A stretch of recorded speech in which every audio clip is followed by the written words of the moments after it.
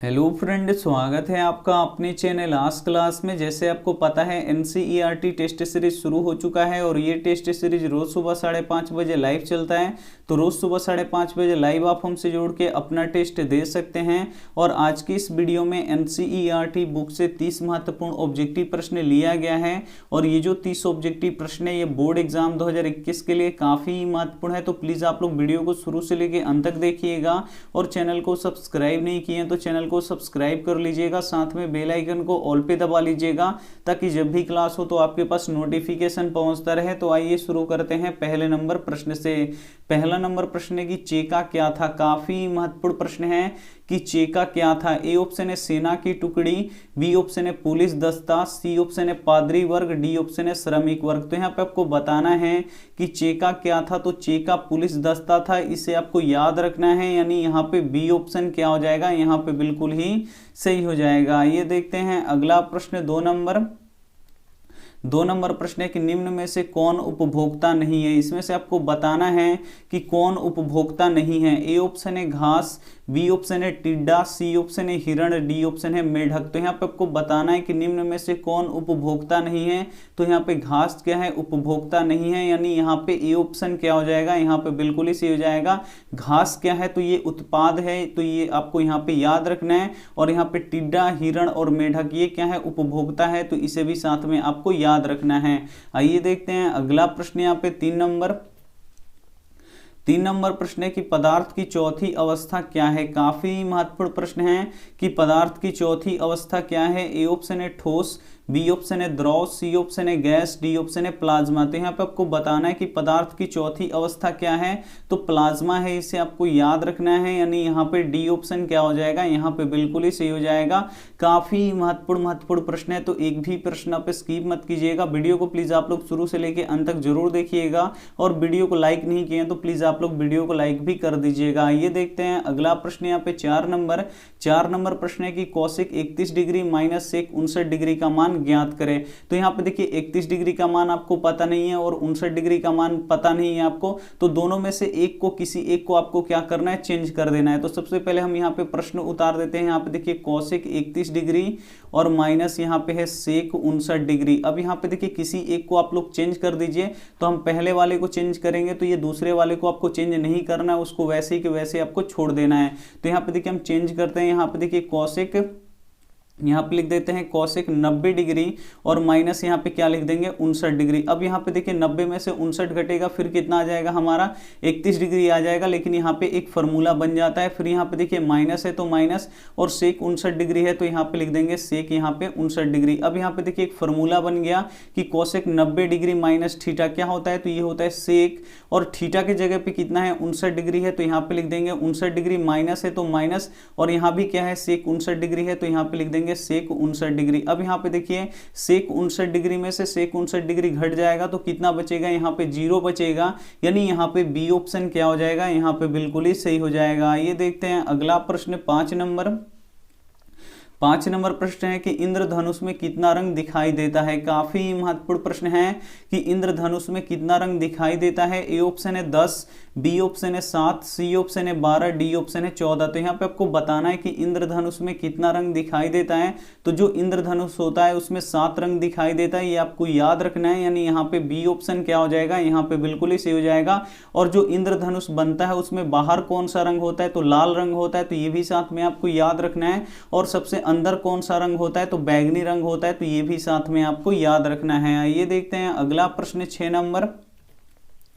6 number प्रश्न है कि कृषि सुखाड़ होता है। ये भी काफी महत्वपूर्ण प्रश्न है कि कृषि सुखाड़ होता है। ए ऑप्शन है जल के अभाव में, बी ऑप्शन है मिट्टी के नमी के अभाव में, सी ऑप्शन है मिट्टी के क्षय के कारण, डी ऑप्शन है मिट्टी की लवणता के कारण। तो यहाँ पे आपको बताना है कि कृषि सुखाड़ होता है। तो कृषि सुखाड़ कब होता है, तो जब जल का अभाव हो जाता है। यानी यहाँ पे ए ऑप्शन क्या हो जाएगा, यहाँ पे बिल्कुल ही सही हो जाएगा। ये देखते हैं अगला प्रश्न। यहाँ पे 7 7 नंबर प्रश्न है कि प्रोटॉन पर कौन सा आवेश होता है। काफी महत्वपूर्ण प्रश्न है कि प्रोटॉन पर कौन सा आवेश होता है। ए ऑप्शन है धन आवेश, बी ऑप्शन है ऋण आवेश, सी ऑप्शन है दोनों, डी ऑप्शन है इनमें से कोई नहीं। तो यहाँ पे आपको बताना है कि प्रोटॉन पर कौन सा आवेश होता है। तो जो प्रोटॉन होता है इसे पी से सूचित करते हैं और इस पे धन आवेश होता है, तो ये भी साथ में आपको याद रखना है। यानी यहाँ पे ए ऑप्शन क्या हो जाएगा, यहाँ पे बिल्कुल ही सही हो जाएगा। और जो इलेक्ट्रॉन होता है इस पे कौन सा आवेश होता है, तो ऋण आवेश होता है, तो ये भी साथ में आपको याद रखना है।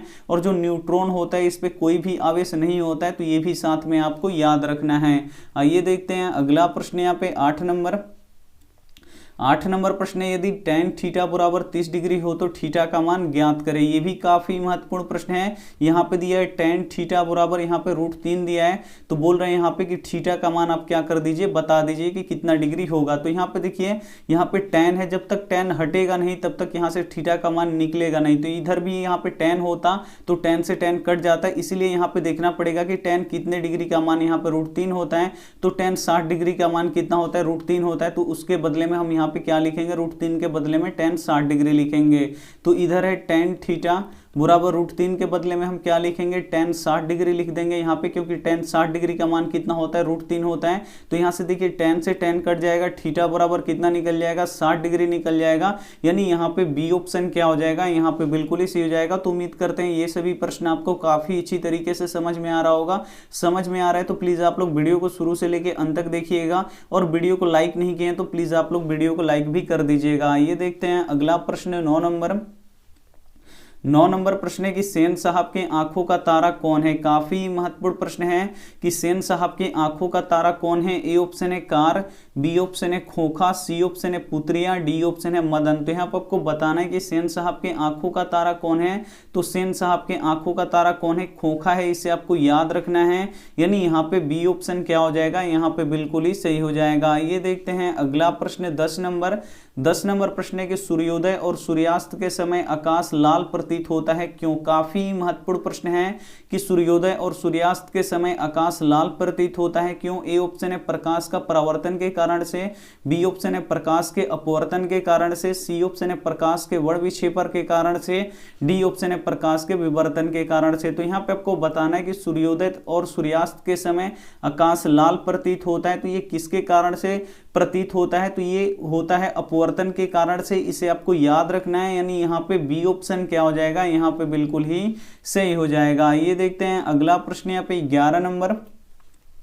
11 नंबर प्रश्न है कि चुंबकीय क्षेत्र रेखाएं होती है। काफी महत्वपूर्ण प्रश्न है कि चुंबकीय क्षेत्र रेखाएं होती है। ए ऑप्शन है खुली वक्र, बी ऑप्शन है बंद वक्र, सी ऑप्शन है आयताकार, डी ऑप्शन है त्रिभुजाकार। तो यहाँ पे आपको बताना है कि चुंबकीय क्षेत्र रेखाएं होती हैं, तो ये बंद वक्र होती हैं, ये आपको याद रखना है। यानी यहाँ पे बी ऑप्शन क्या हो जाएगा, यहाँ पे बिल्कुल ही सही हो जाएगा। एक प्रश्न ये भी पूछता है कि चुंबकीय क्षेत्र रेखाएं किस ध्रुव से निकलती हैं, तो ये उत्तरी ध्रुव से निकलती हैं और दक्षिणी ध्रुव में प्रवेश करती हैं, तो ये भी साथ में आपको याद रखना है। और जो चुंबकीय क्षेत्र रेखाएं होती हैं ये एक दूसरे को कभी भी नहीं काटती हैं, तो ये भी साथ में आपको याद रखना है। ये देखते हैं अगला प्रश्न यहाँ पे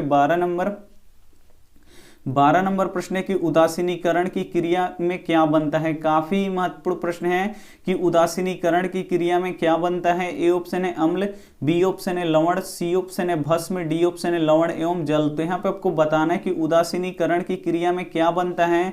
तो उदासीनीकरण की क्रिया में यहाँ पे देखिए लवण और जल बनता है, यानी यहाँ पे डी ऑप्शन क्या हो जाएगा, यहाँ पे बिल्कुल ही सही हो जाएगा। ये देखते हैं अगला प्रश्न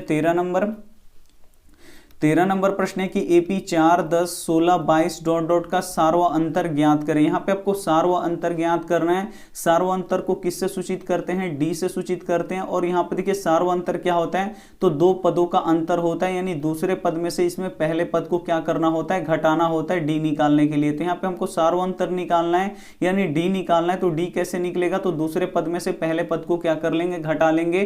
तो ये हो गया हमारा दूसरा पद और ये हो गया हमारा पहला पद। तो दूसरा पद यहाँ पे 10 है तो यहाँ पे लिख देंगे 10 और माइनस पहला पद 4 है तो यहाँ पे लिख देंगे 4। 10 में से 4 जाएगा, कितना बचेगा, यहाँ पे 6 बचेगा।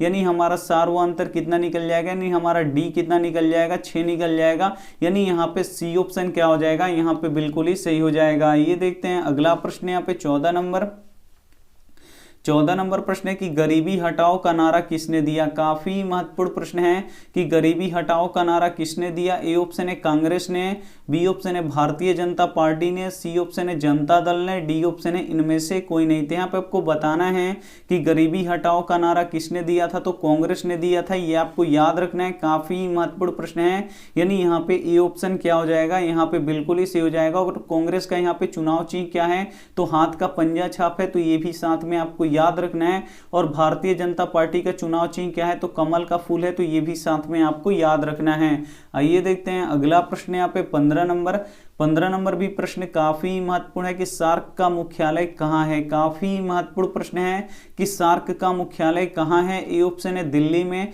बी ऑप्शन है ढाका में, सी ऑप्शन है काठमांडू में, डी ऑप्शन है लाहौर में। तो यहाँ पे आपको बताना है कि सार्क का मुख्यालय कहाँ है, तो सार्क का मुख्यालय काठमांडू में है, इसे आपको याद रखना है। यानी यहाँ पे सी ऑप्शन क्या हो जाएगा, यहाँ पे बिल्कुल ही सही हो जाएगा। काफी महत्वपूर्ण प्रश्न है, तो एक भी प्रश्न आप स्किप मत कीजिएगा। वीडियो को प्लीज आप लोग शुरू से लेके अंत तक जरूर देखिएगा। आइए देखते हैं अगला प्रश्न 16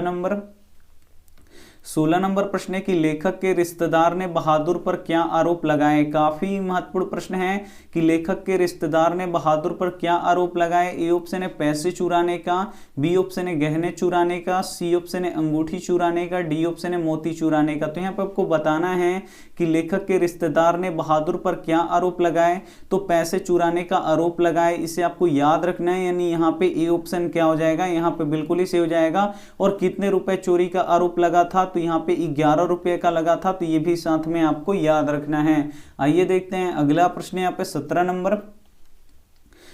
नंबर प्रश्न है कि रॉकेट में कौन सा ईंधन का प्रयोग होता है। काफी महत्वपूर्ण प्रश्न है कि रॉकेट में कौन सा ईंधन का प्रयोग होता है। ए ऑप्शन है हाइड्रोजन, बी ऑप्शन है कोयला, सी ऑप्शन है डीजल, डी ऑप्शन है किरोसिन। तो यहाँ पे आपको बताना है कि रॉकेट में कौन सा ईंधन का प्रयोग होता है, तो रॉकेट में हाइड्रोजन का प्रयोग होता है, ये आपको याद रखना है। यानी यहाँ पे ए ऑप्शन क्या हो जाएगा, यहाँ पे बिल्कुल ही सही हो जाएगा। ये देखते हैं अगला प्रश्न यहाँ पे 18 नंबर प्रश्न है कि नरौरा नाभिकीय विद्युत संयंत्र किस राज्य में है। काफी महत्वपूर्ण प्रश्न है 18 नंबर कि नरौरा विद्युत संयंत्र किस राज्य में है। ए ऑप्शन है राजस्थान में, बी ऑप्शन है महाराष्ट्र में, सी ऑप्शन है उत्तर प्रदेश में, डी ऑप्शन है बिहार में। तो यहाँ पे आपको बताना है कि नरौरा नाभिकीय विद्युत संयंत्र किस राज्य में है, तो ये है उत्तर प्रदेश में, तो इसे आपको याद रखना है। यानी यहाँ पे सी ऑप्शन क्या हो जाएगा, यहाँ पे बिल्कुल ही सही हो जाएगा। काफी महत्वपूर्ण प्रश्न है, तो प्लीज आप लोग वीडियो को शुरू से लेके अंत तक जरूर देखिएगा। ये देखते हैं अगला प्रश्न यहाँ पे 19 नंबर प्रश्न है कि बिहार में रज्जू मार्ग कहाँ है। काफी महत्वपूर्ण प्रश्न है कि बिहार में रज्जू मार्ग कहाँ है। ए ऑप्शन है सीवान में, बी ऑप्शन है पटना में, सी ऑप्शन है राजगीर में, डी ऑप्शन है गया में। तो यहाँ पे आपको बताना है कि बिहार में रज्जू मार्ग कहाँ है, तो बिहार में रज्जू मार्ग राजगीर में है, इसे आपको याद रखना है। यानी यहाँ पे सी ऑप्शन क्या हो जाएगा, यहाँ पे बिल्कुल ही सही हो जाएगा। ये देखते हैं अगला प्रश्न यहाँ पे 20 नंबर प्रश्न है कि प्रतिरोध का एसआई मात्रक क्या होता है। काफी महत्वपूर्ण प्रश्न है कि प्रतिरोध का एसआई मात्रक क्या होता है। ए ऑप्शन है ओम, बी ऑप्शन है ओम मीटर, सी ऑप्शन है एम्पियर, डी ऑप्शन है वोल्ट। तो यहाँ पे आपको बताना है कि प्रतिरोध का एसआई मात्रक क्या होता है, तो प्रतिरोध का एसआई मात्रक ओम होता है, इसे आपको याद रखना है। यानी यहाँ पे ए ऑप्शन क्या हो जाएगा, यहाँ पे बिल्कुल ही सही हो जाएगा। ये देखते हैं अगला प्रश्न यहाँ पे 21 नंबर प्रश्न है कि स्वर वर्ण कितने होते हैं। काफी महत्वपूर्ण प्रश्न है कि स्वर वर्ण कितने होते हैं। ए ऑप्शन है 10, बी ऑप्शन है 11, सी ऑप्शन है 16, डी ऑप्शन है 21। तो यहाँ पे आपको बताना है कि स्वर वर्ण कितने होते हैं, तो स्वर वर्ण 11 होते हैं, इसे आपको याद रखना है। यानी यहाँ पे बी ऑप्शन क्या हो जाएगा, यहाँ पे बिल्कुल ही सही हो जाएगा। ये देखते हैं अगला प्रश्न यहाँ पे 22 नंबर भी प्रश्न काफी महत्वपूर्ण है कि जंग लगने पर लोहा का भार। ए ऑप्शन है बढ़ता है, बी ऑप्शन है घटता है, सी ऑप्शन है अपरिवर्तित रहता है, डी ऑप्शन है इनमें से कोई नहीं। तो यहाँ पे आपको बताना है कि जंग लगने पर लोहा का भार क्या होता है, तो बढ़ता है, इसे आपको याद रखना है। यानी यहाँ पे ए ऑप्शन क्या हो जाएगा, यहाँ पे बिल्कुल ही सही हो जाएगा। ये देखते हैं अगला प्रश्न यहाँ पे 23 नंबर भी प्रश्न काफी महत्वपूर्ण है कि बैंक उदाहरण है। यहाँ पे आपको बताना है कि बैंक किसका उदाहरण है। ए ऑप्शन है प्राथमिक क्षेत्र का, बी ऑप्शन है तृतीय क्षेत्र का, सी ऑप्शन है द्वितीय क्षेत्र का, डी ऑप्शन है इनमें से कोई नहीं। तो यहाँ पे आपको बताना है कि बैंक उदाहरण है तो ये किस क्षेत्र का उदाहरण है, तो ये तृतीय क्षेत्र का उदाहरण है, इसे आपको याद रखना है। यानी यहाँ पे बी ऑप्शन क्या हो जाएगा, यहाँ पे बिल्कुल ही सही हो जाएगा। और कृषि किस क्षेत्र में आता है, तो प्राथमिक क्षेत्र में आता है, तो ये भी साथ में आपको याद रखना है। और उद्योग धंधे किस क्षेत्र में आते हैं, तो ये द्वितीय क्षेत्र में आते हैं, तो इसे भी साथ में आपको याद रखना है। आइए देखते हैं अगला प्रश्न यहाँ पे 24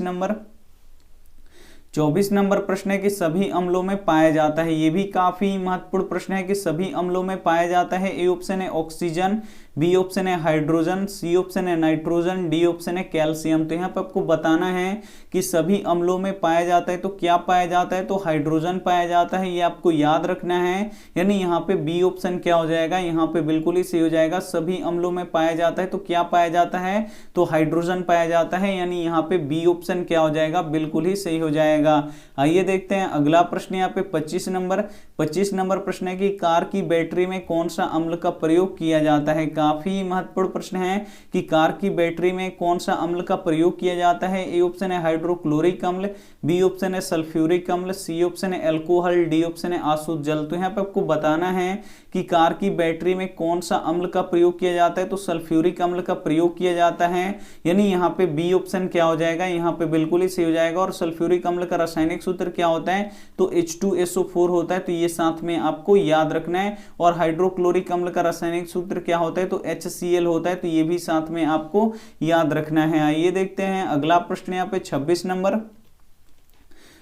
नंबर प्रश्न है कि सेन साहब की नई मोटर कार किस रंग की थी। काफी महत्वपूर्ण प्रश्न है कि सेन साहब की नई मोटर कार किस रंग की थी। ए ऑप्शन है सफेद, बी ऑप्शन है लाल, सी ऑप्शन है काली, डी ऑप्शन है नीली। तो यहाँ पे आपको बताना है कि सेन साहब की नई मोटर कार किस रंग की थी। तो जो सेन साहब थे उनकी नई मोटर कार किस रंग की थी, तो काली रंग की थी, ये आपको याद रखना है। यानी यहाँ पे बी ऑप्शन क्या हो जाएगा, यहाँ पे बिल्कुल ही सही हो जाएगा। और जो सेन साहब की नई मोटर कार थी वो कितने हजार की थी, तो 7,500 की थी, तो ये भी साथ में आपको याद रखना है। आइए देखते हैं अगला प्रश्न यहाँ पे 27 नंबर प्रश्न है कि 6 + √2 एक कैसी संख्या है। तो यहाँ पे देखिए √2 का वर्गमूल नहीं निकलेगा, और यहाँ पे जब वर्गमूल नहीं निकलेगा तो इसमें रूट रह जाएगा, और जब भी किसी संख्या में रूट रह जाता है तो वो कैसी संख्या हो जाती है, तो वो अपरिमेय संख्या हो जाती है। तो यहाँ पे देखिए 6 + √2 ये कैसी संख्या होगी, तो ये एक अपरिमेय संख्या होगी, यानी यहाँ पे बी ऑप्शन क्या हो जाएगा, यहाँ पे बिल्कुल ही सही हो जाएगा। तो उम्मीद करते हैं ये भी प्रश्न आपको काफी अच्छी तरीके से समझ में आया होगा। आइए देखते हैं अगला प्रश्न यहाँ पे 28 नंबर प्रश्न है सीने बार किसका अयस्क है। यहाँ पे आपको बताना है कि सीने बार किसका अयस्क है। ए ऑप्शन है पारा का, बी ऑप्शन है चांदी का, सी ऑप्शन है लोहा का, डी ऑप्शन है एल्यूमिनियम का। तो यहाँ पे आपको बताना है कि सीने बार किसका अयस्क है। तो जो सीने बार है ये पारा का अयस्क है, इसे आपको याद रखना है, यानी यहाँ पे ए ऑप्शन क्या हो जाएगा, यहाँ पे बिल्कुल ही सही हो जाएगा। ये देखते हैं अगला प्रश्न यहाँ पे 29 नंबर प्रश्न है कि बहादुर के नाम से दिल शब्द किसने उड़ा दिया। काफी महत्वपूर्ण प्रश्न है कि बहादुर के नाम से दिल शब्द किसने उड़ा दिया। ए ऑप्शन है निर्मला ने, बी ऑप्शन है किशोर ने, सी ऑप्शन है लेखक ने, डी ऑप्शन लेखक के साले ने। तो यहाँ पे आपको बताना है कि बहादुर के नाम से दिल शब्द किसने उड़ा दिया, तो निर्मला ने उड़ा दिया, ये आपको याद रखना है। यानी यहाँ पे ए ऑप्शन क्या हो जाएगा, यहाँ पे बिल्कुल ही सही हो जाएगा। ये देखते हैं अंतिम प्रश्न